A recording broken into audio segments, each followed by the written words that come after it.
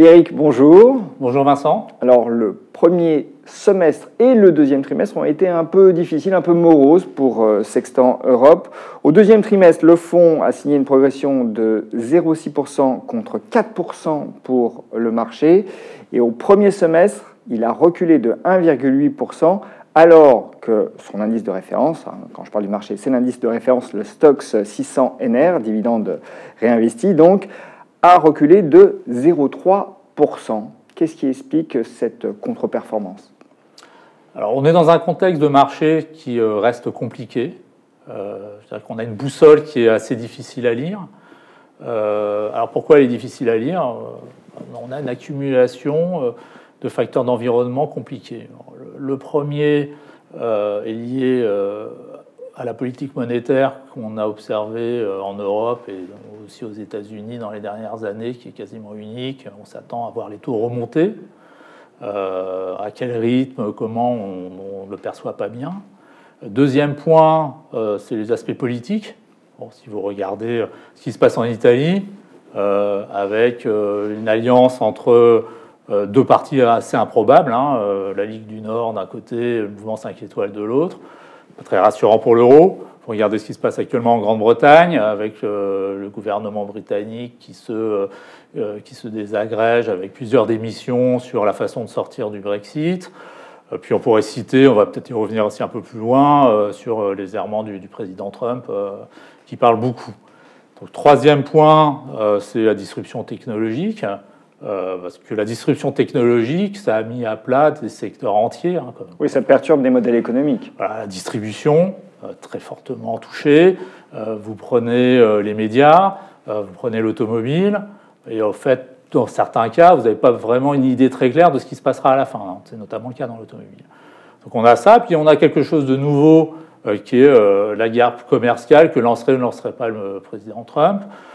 Et là, au gré de ces nouvelles idées, alors un jour on va taxer l'acier, un autre jour on va taxer les voitures allemandes, demain je ne sais quoi. Donc tout ça perturbe beaucoup le marché, rend les choses difficiles à lire. Et pourtant le marché semble insubmersible. Alors le marché, effectivement, est assez insubmersible à toutes ces nouvelles. Bon, grosso modo, il est stable depuis de l'année, il a l'air d'absorber tout de façon très facile. Et ce qui en fait, se comprendrait dans un environnement où les valorisations ne seraient pas élevées, mais là on a quand même dans un contexte un petit peu particulier, parce que prenez l'Europe. Bon, l'Europe elle-même n'est pas trop inquiétante, si on regarde les choses par rapport au PE de Shiller, qui est notre outil préféré sur la valorisation. On traite avec une prime de 15% sur la moyenne historique, mais les États-Unis sont plutôt à 70%, 80%. Donc le danger, il vient du marché américain qui n'a cessé de monter depuis des années. Il va falloir que ça s'arrête un jour. Alors, en dépit de ces valorisations élevées, on l'a dit, le marché reste stable. Cela dit, on note peut-être l'expression d'une forme de nervosité avec les sanctions qu'endurent certaines entreprises dès lors qu'elles déçoivent. Et des sanctions très, très brutales. Absolument. Et on a un peu l'impression de temps en temps de devoir traverser un champ de mine. C'est-à-dire que les sociétés qui déçoivent sont sanctionnées sur des baisses de 25-30% en une journée. On l'a vu, alors plutôt sur des moyens de capitalisation, mais en France, avec Econocom ou Nexans, cette semaine sur ICAP au Royaume-Uni, ce matin sur Altran, c'est extrêmement violent. Donc on voit là qu'on a des facteurs de soutien qui ne sont pas extrêmement solides. Donc il faut être très très prudent.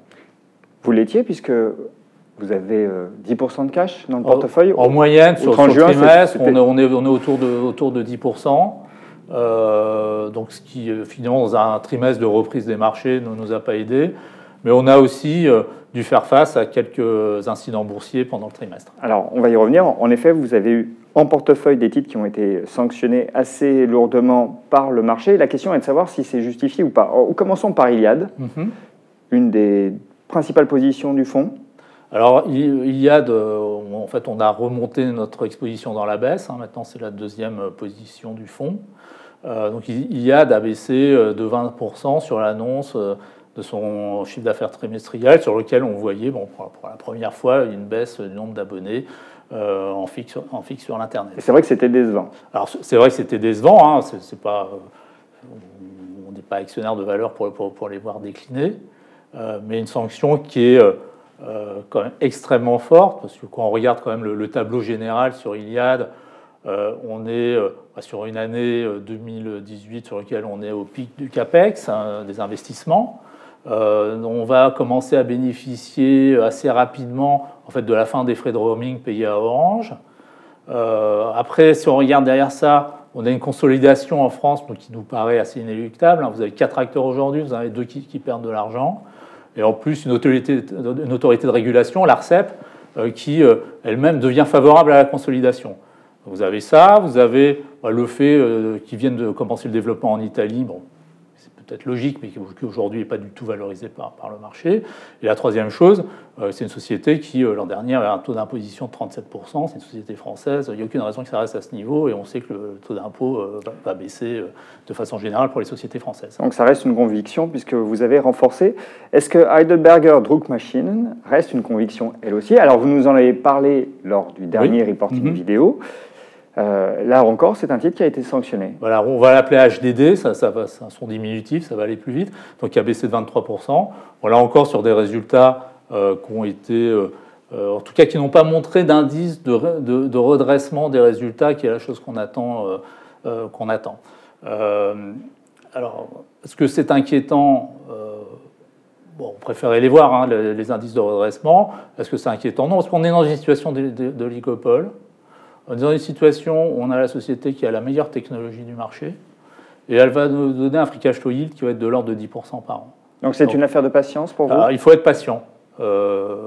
C'est pas, en général, c'est jamais le scénario préféré, mais quand vous êtes investisseur value, il faut parfois accepter de prendre quelques chocs. Vous étiez renforcé sur Iliad, vous êtes renforcé sur HDD? On s'est un tout petit peu renforcé sur HDD.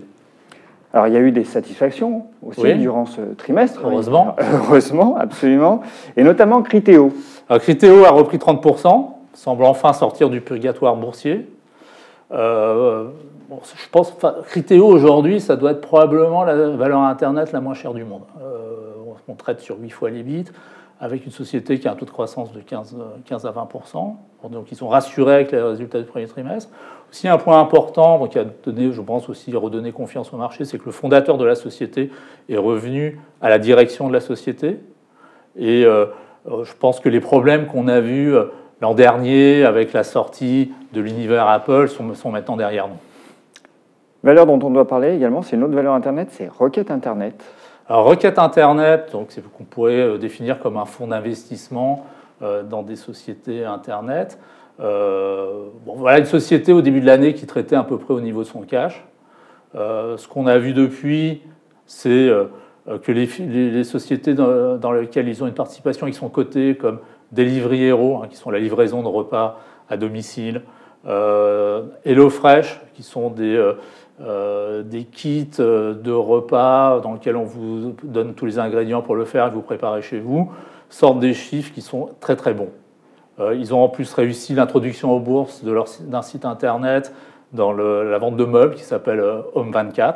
Donc c'est très très bien passé. Et je pense qu'on va encore voir des introductions en bourse au cours du deuxième semestre.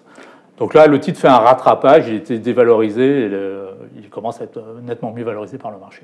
Et parmi les contributeurs à la performance du fonds, il y en a un qui produit justement de la performance régulièrement, c'est Sixt, qui n'a encore une fois pas déçu. À Sixt, ils ont révisé pour la énième fois leur perspective de résultats en hausse, sur en fait, une internationalisation en Europe et aussi aux États-Unis qui se passe très très bien.